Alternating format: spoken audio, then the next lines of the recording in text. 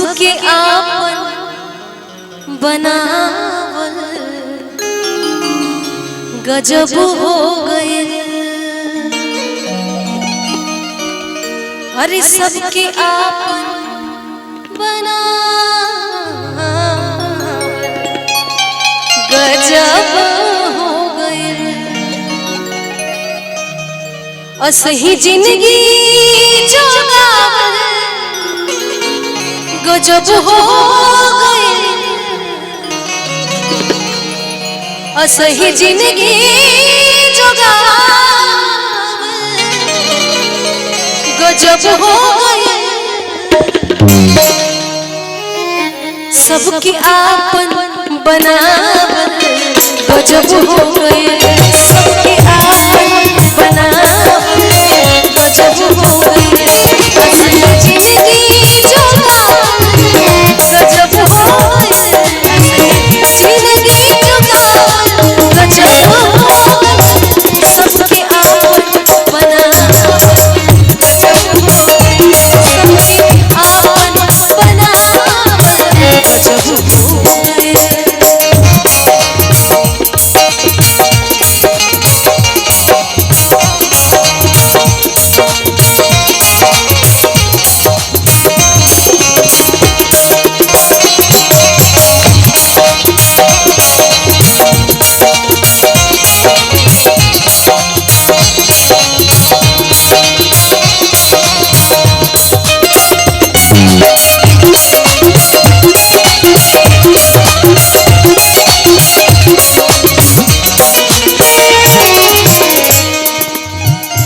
जिकरा कथनी करनी में अंतर रहल।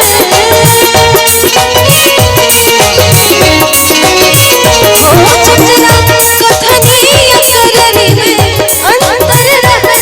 जिकरा कथनी करनी में अंतर रहल। ओके आईना दिखावल गजब हो गए। ओके आईना दिखावल गजब हो गए।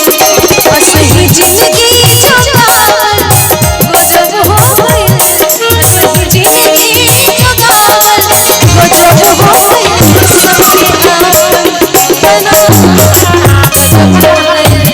सबके आपन बनावल गजब हो गए।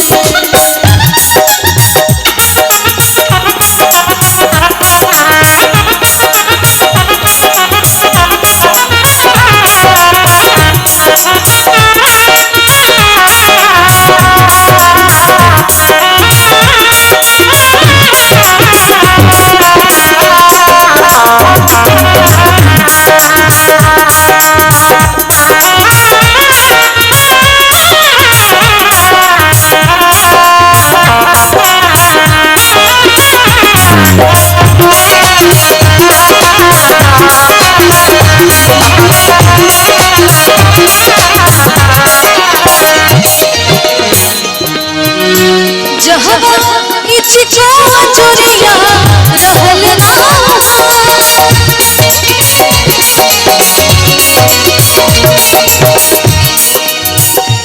जहवा इचको अंजुरिया रहल ना। अच्छा, भोजपुरी में जो ओरिजिनल भोजपुरी वर्ड्स होते हैं कुछ कुछ कितने प्यारे होते हैं। अब तो भोजपुरी सॉन्ग्स में मिक्स वर्ड्स आने लगे हैं, लेकिन जो ओरिजिनल वर्ड्स होते हैं जो ठेठ भोजपुरी कहा जाता है। जहवा इचको अंजुरिया रहल ना ओहा। कि जहवा इचको अंजुरिया रहल ना ओहा। जहवा इचको अंजुरिया रहल ना। एगो दिया ना जलावल गजब हो गए। एगो दिया ना जलावल गजब हो गए।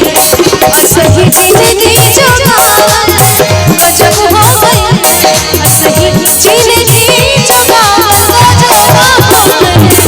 सबके आपन बनावल गजब हो गए। सबके आपन बनावल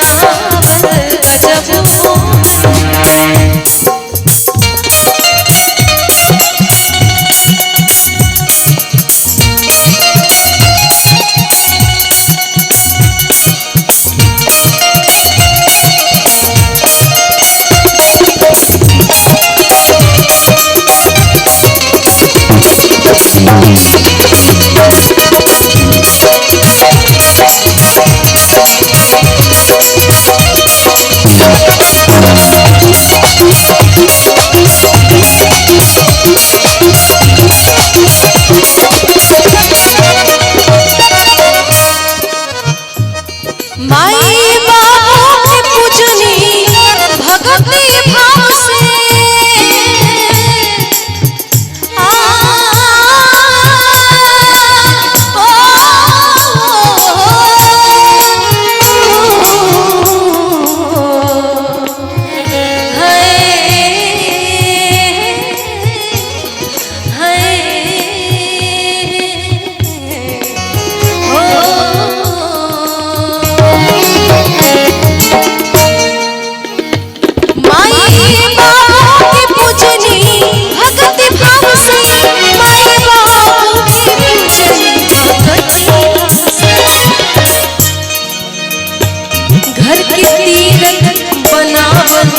गजब हो गए, बनावत गजब हो गए, असही जिंदगी चुनावत गजब हो गए, असही जिंदगी चुनावत गजब हो गए, सबके आपन बनावत गजब हो गए, सबके आपन बनावत गजब हो गए।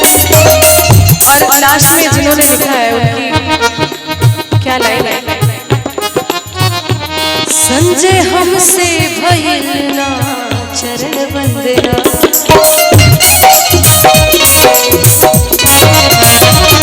संजय हमसे भइल चरण वंदना, संजय हमसे भइल ना चरण वंदना, संजय हमसे भइल ना चरण वंदना। साच कविता सुनावत गजब हो गए, साच कविता सुनावत गजब